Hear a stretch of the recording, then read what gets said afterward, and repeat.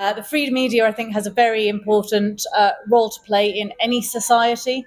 That accountability, whether you're an established democracy or not, is really important in order to hold power to account and ensure that the freedom of expression is absolutely paramount. These are issues that I raise privately and have conversations with privately, but as I was just discussing with some of you, there are some things that you can say in public, and there are other conversations that are better to have behind closed doors where you can be more clear in what you want to say. The UK, as part of our commitment to this, is we, of course, are sponsoring some work to counter online hate speech and disinformation through one of our development programs. We've also trained officers from the Information Services Academy and journalists from Pakistan TV. And we've particularly focused on one of my other passions, as well as press freedom, which is climate change. Because it's very easy to wake up in the morning and the sexy story is the one that, war or something that is hitting the headline news. It's much harder to report on climate change, but climate change is the existential enemy of all of us. And so working through that, reporting on that, understanding how to report on that is going to be absolutely crucial, because if people like you can hold people like me to account on what we're doing on something like climate change, we will start to see the world that we will need over the next few years. So we'll continue to work with journalists like you to do that. I'm going to stop there because I think the bit you really want is the Q&A anyway. So I'll let you curate that. Thank you, Jane. I would like to open the floor for the question answer session with the permission of President indeed. So, introduce yourself, please. My name is Atif Khan and I'm Gujarat. Thank you very much for coming. And you just said you have a passion for freedom of journalism. I want to ask, in previous years, UK has been advocate for democracy, freedom of press. But during the last few years, we have seen no strong reaction from your country or your office when any journalist is killed or abducted. Why the changes? So I think in many ways it's a bandwidth issue. It's not a commitment issue, but there is so much going off in the world today that we have limited bandwidth in terms of what we can say on in the moment. And of course, we don't always know the facts in the moment. So where there are clear cases, we are more easily able to comment. And of course, getting the facts is one of the key things that I know journalists do and journalists pursue. But you'll find, particularly in our human rights, our annual human rights reports and our publications on press freedom, we will talk about cases there. And so we've taken more of a strategic approach than a comment on every case where we may not have all the facts approach.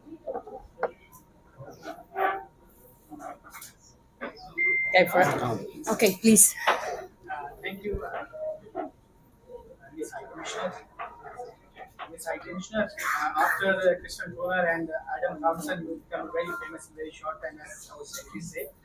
So, how do you see that? You know that Pakistan cricket team is going to India to play 4 T20 ODI series. So, a lot of cricket fans also plans to be there.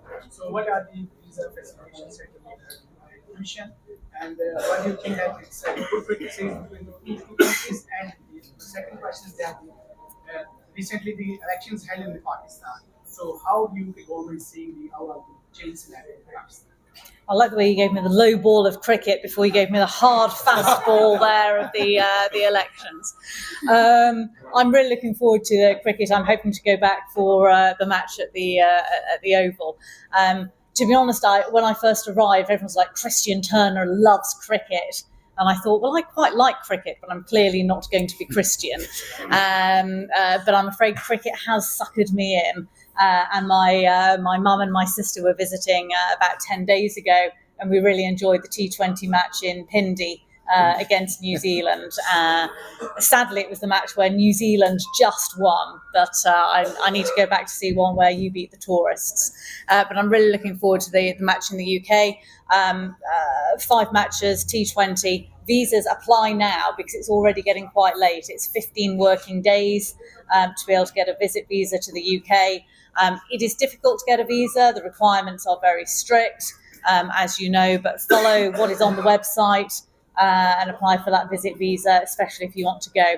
If you're a journalist, do let the press team know that you're going over to cover. We can't give you any special treatment. Sadly, I can't pull out a visa and give it to you now.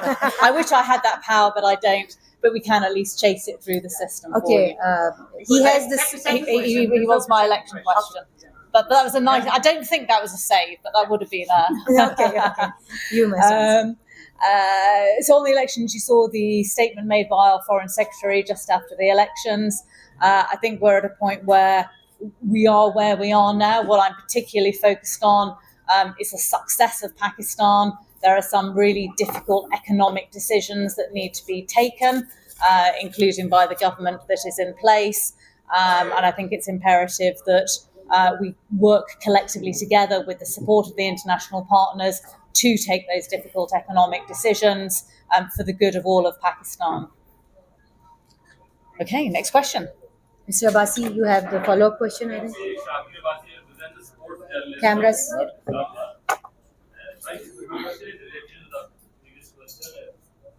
you know, that Pakistan team is traveling to UK this month. Both journalists are a bunch of journalists who are very positive, non-controversial, always welcome across the globe. It's happened very fast that some of the sport journalists from Islamabad they are affiliated from ICC, PCB, and English sport as well. They applied for visa. One of the friend is sitting there. He got passport after 1 month without visa, without any refusal letter.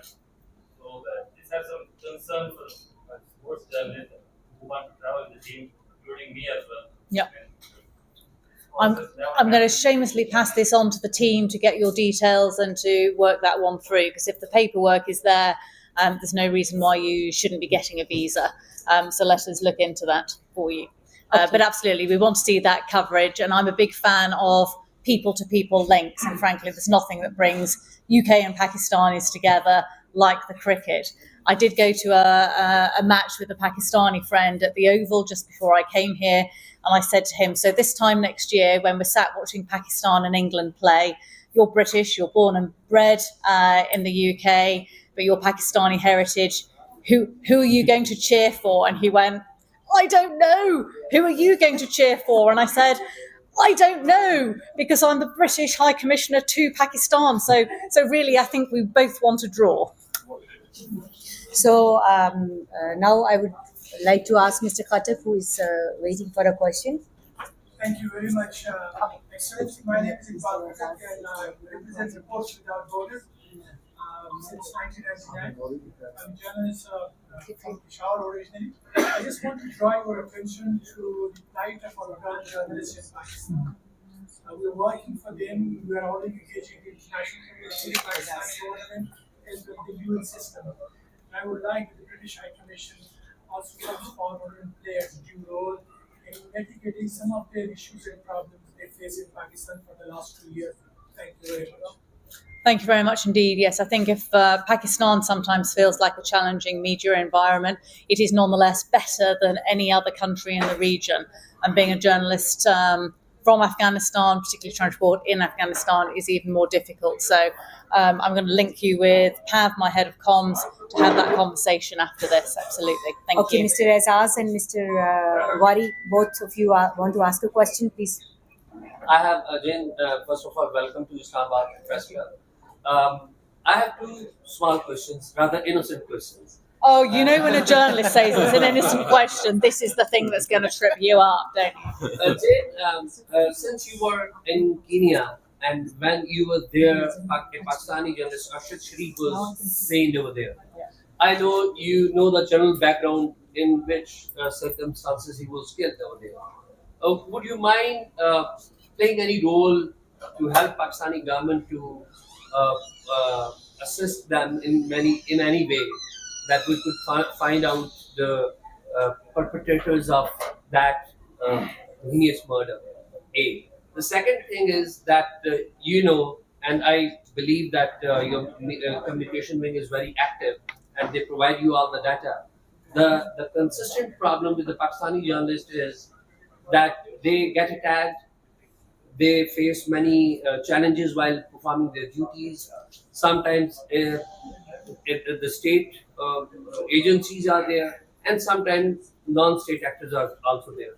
But one thing is very common in both the cases, that nobody get arrested and nobody get justice.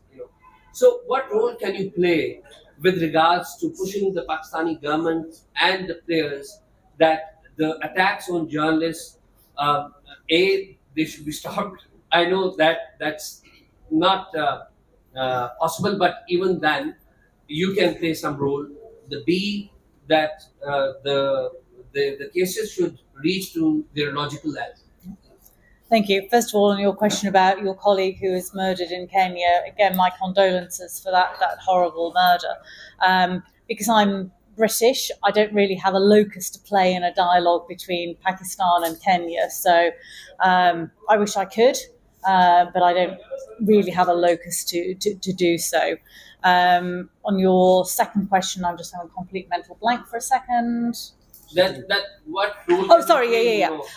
So quite often, these are the case, either individual cases or collective cases that I will raise privately with the government of Pakistan. So I do that on a regular basis. My team will feed in issues of concern where there are specific cases of concern.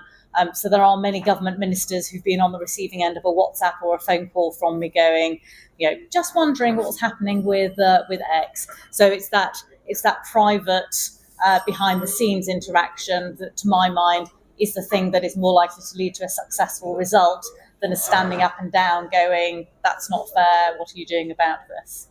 Soft Thank landing. you.